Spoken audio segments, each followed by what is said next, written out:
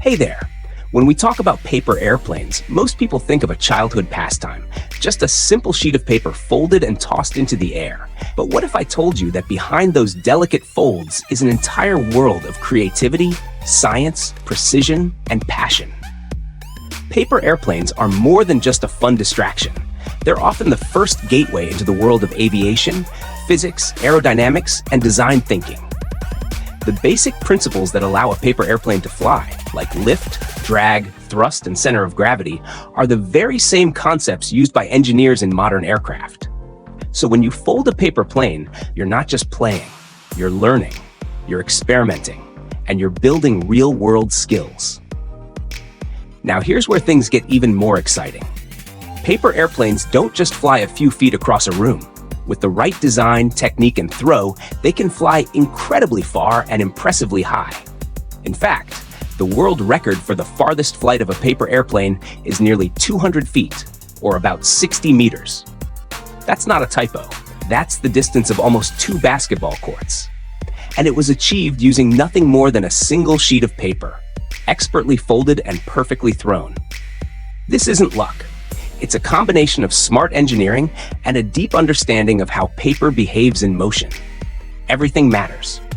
The type of paper, the weight, the symmetry, the sharpness of folds, even the angle and power of the throw.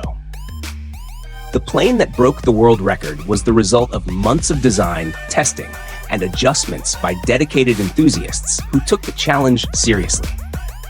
Around the world, paper airplane competitions have become a real thing. We're talking about official tournaments, international records, and categories like longest distance, longest airtime, and even artistic flight demonstrations. Some events gather hundreds of competitors, from students to engineers, all chasing the dream of building the perfect glider from a single sheet. What makes paper airplanes so special is their accessibility.